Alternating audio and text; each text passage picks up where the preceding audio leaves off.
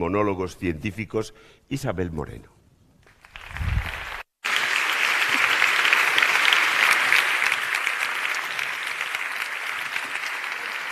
¿Qué tal? Muy buenas tardes. Bueno, como veis, vengo a hablaros del tiempo, de los nuevos tiempos. Y como yo trabajo en televisión y suelo poner vídeos e imágenes, vamos a empezar viendo algunos vídeos a ver si os suenan. Vamos a ver. ¿Os suena esto de aquí? Sí. ¿Os suena o no? Vale, sí, os suena. Estas imágenes que estamos viendo son de este fin de semana, de la dana que afectó al interior peninsular, dejando cantidades históricas y fallecidos, que creo que han llegado ya a 8 fallecidos. Es una situación terrible. Pero hemos vivido a lo largo de este verano situaciones críticas en otros muchos sitios. A ver si os suena esto otro. Esto también os suena, ¿no? El incendio de la isla de Tenerife, un incendio que ha sido tremendamente difícil de apagar, pero no es el único incendio que hemos visto este verano, porque también hemos tenido incendios impresionantes en Canadá y en Grecia. De hecho, podríamos estar hablando horas y horas de lo que está pasando en Grecia, que no sé si habéis visto que han tenido unas inundaciones asombrosas estos últimos días, con más de 1000 litros por metro cuadrado en algunas zonas. Bueno, lo dicho, que podríamos estar hablando de Grecia durante muchísimo tiempo. Pero vamos a volver a España para ver otras imágenes, a ver si nos suenan. ¿Qué estamos viendo aquí? La sequía. La sequía que continúa afectándonos a pesar de que ha llovido un poco, pero nada, tiene que llover muchísimo, muchísimo más para salir de esta sequía impresionante en la que estamos inmersos. Más cosas, vamos. ¿Cómo se nota que soy de Madrid, eh? ¿Qué es esto? Filomena. Filomena, con cantidades impresionantes de nieve en el interior peninsular. Vamos con más vídeos. Este seguramente no os suene, porque este es de enero de 2020. Y no sé si os suena que en 2020 hubo una pandemia, ¿no? Entonces, lo que pasó en enero ya se nos olvidó por completo. Bueno, esto fue causado por la borrasca Gloria. Y me gusta ponerlo porque en el Ayuntamiento de Bellreguard se puso sobre la mesa no reconstruir los paseos marítimos. Gloria dejó también en torno a 13 fallecidos, si no me falla la memoria, olas de récord en el Mediterráneo, un temporal de nieve, de viento, de lluvia. Entonces, se llegó a decir que oye, que no valía la pena reconstruir los paseos marítimos, porque los últimos 9 meses habían tenido 3 temporales históricos, entre ellos este de aquí. ¿Os acordáis de esto? La dana de septiembre de 2019. Hace exactamente ahora 4 años de estas imágenes. Unas inundaciones récord, que justamente vinieron en septiembre después de un verano, el verano de 2019, que había sido récord, un verano récord en el mundo. Y de hecho, los veranos de ahora no son ni mucho menos los veranos que teníamos antes. En esta gráfica, no sé si llegáis a ver los números, pero si miráis los últimos 9 años, resulta que los 9 veranos más cálidos que tenemos registrados hasta la fecha corresponden precisamente a los últimos 9 años. Y ha llegado 2023 y ha dicho, espera un momento, que aquí llego yo, y se ha comido por completo al anterior récord de 2019. ¿Qué ocurre? En verano se acumula muchísimo calor en zonas del mar, sobre todo, y eso alimenta a sistemas meteorológicos capaces de hacer llover. Por eso las danas son tan potentes en septiembre, en octubre, las borrascas también tienen mayor potencial de generar destrozos en esta época y demás. Pero eso también está haciendo que los veranos no sean como era antes, que esté cambiando el mapa del turismo en España, porque cada vez menos gente está yendo a zonas del sur y se animan a venir al Cantábrico o a Galicia, donde se está muchísimo más a gusto, con temperaturas más frescas, con más lluvia incluso. Y claro, huyen de un Mediterráneo en el que no se puede estar.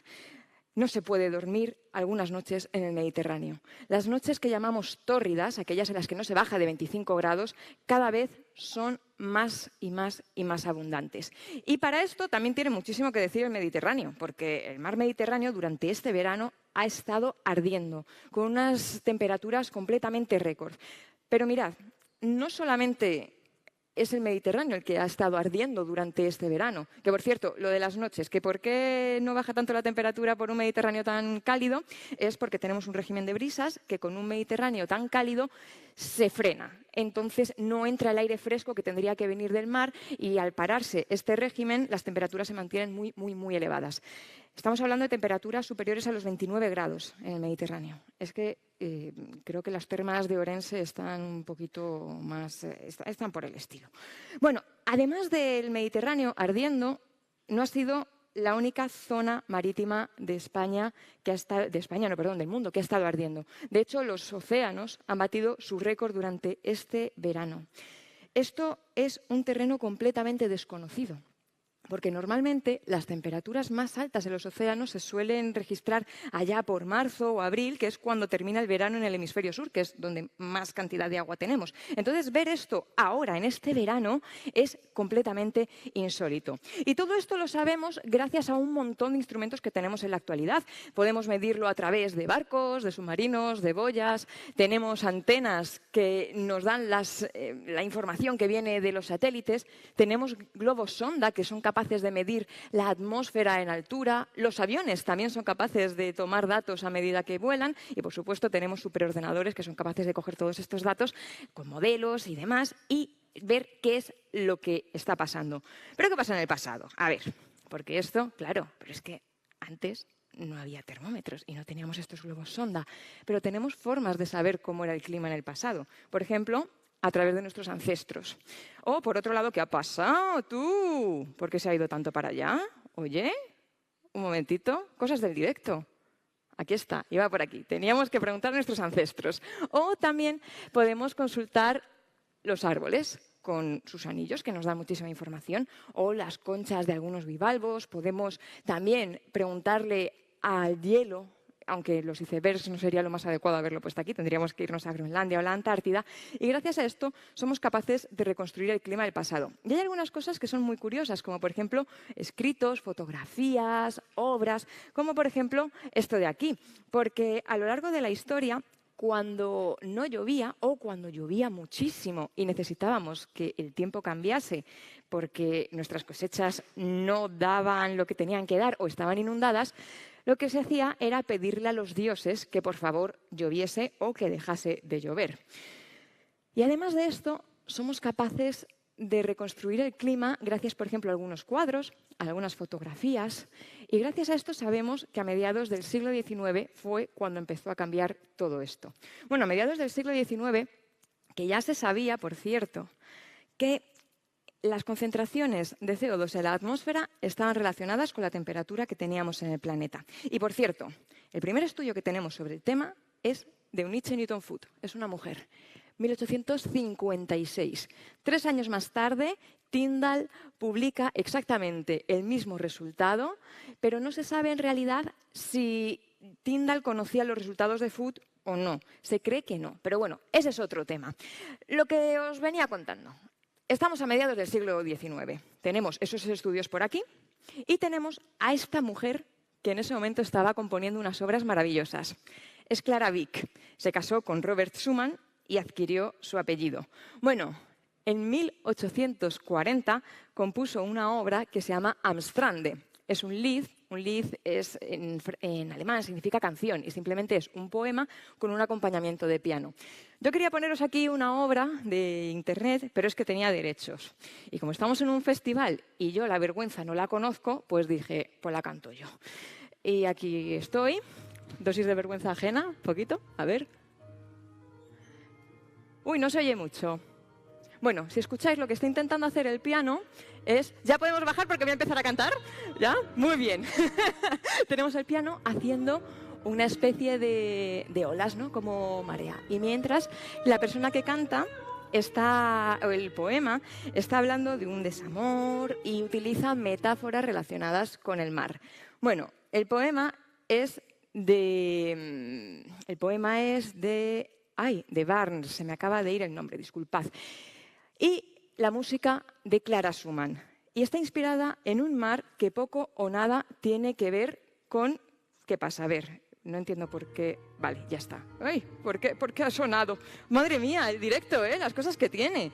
Bueno, está inspirado en un mar muy, muy, muy diferente al que tenemos nosotros ahora. Porque el mar en aquel momento, el nivel del mar, era 20 centímetros inferior al que tenemos nosotros ahora. Y es un aumento que se ha acelerado desde 1993. Cuando hablamos del nivel del mar, pensamos únicamente en zonas que se van inundando, pero el nivel del mar, en primer lugar, no sube igual en todo el planeta y luego, por otro lado, el hecho de tener un nivel del mar más alto hace que tengamos más volumen de agua para poder desplazar. Es decir, cuando tenemos temporales, pueden ser más intensos como consecuencia de llevar más agua hacia zonas del interior de la costa a las que antes no llegaba. Pero también, como os decía antes, también tiene la implicación de que el nivel del mar, a medida que sube, va inundando más zonas. Y esto es algo que conocía muy bien la rata de cola mosaico que vivía en Papúa Nueva Guinea, en algunas islas. Digo sabía y que conocía muy bien esta rata que vivía porque este animal se considera el primer mamífero extinto como consecuencia del cambio climático. Más del 90% del hábitat en el que vivía este pequeño animal se veía inundado como consecuencia de la subida del nivel del mar y ahora mismo no existe.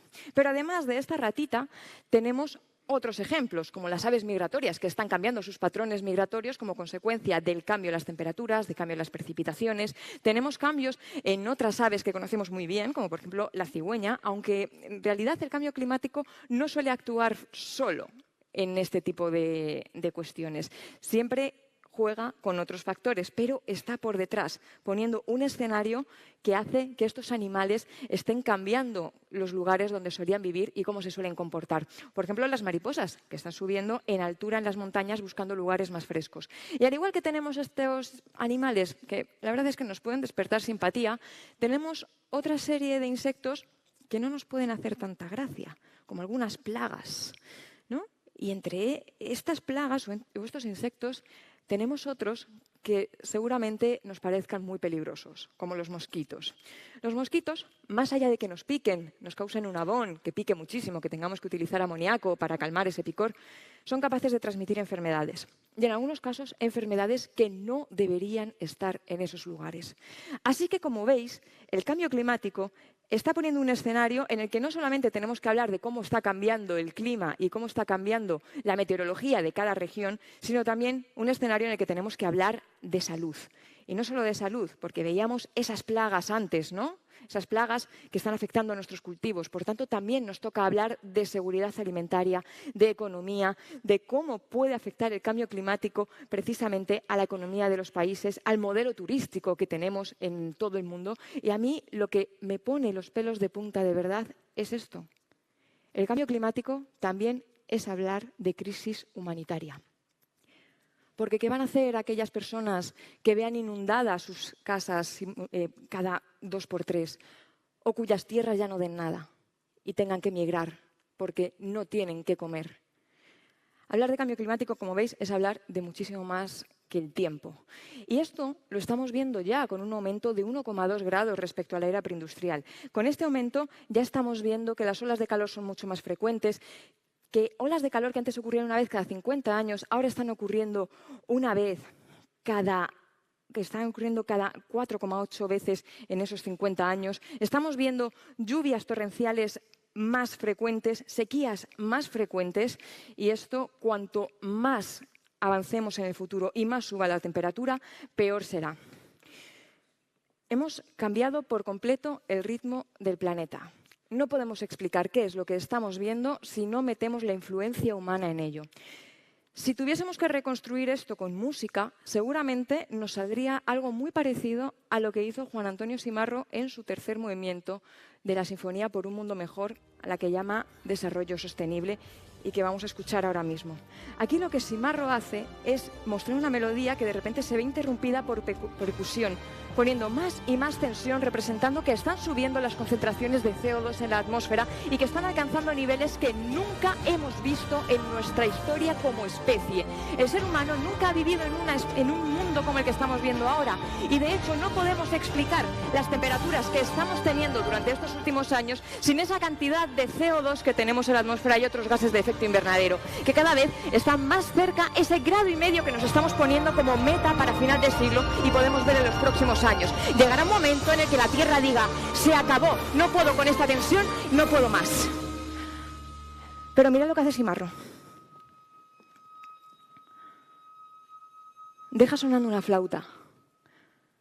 Lo que Simarro quiere decir aquí es que el planeta Tierra va a continuar girando. se va a seguir moviendo, aunque lo que está sonando no es lo que venía sonando antes, después de toda esa tensión que le ha metido. El planeta Tierra, si fuese una historia, si fuese un libro, habría pasado a un nuevo capítulo. Y ese nuevo capítulo se llama Nuestra vida en la Tierra. Y la humanidad somos responsables de ese nuevo capítulo. Es más, las personas que estamos aquí sentadas, y el norte global sobre todo, que somos quienes más riqueza acumulamos de todo el planeta, somos responsables de en torno al 50% de las emisiones de gases de efecto invernadero que estamos emitiendo a la atmósfera. Por tanto, también tenemos la mayor responsabilidad de hacer el mejor futuro que tengamos por delante. Es un libro en el que hemos hecho un capítulo nosotros mismos y que todavía tiene un final que no está escrito, está en blanco. Así que escribamos el mejor futuro posible. Muchas gracias.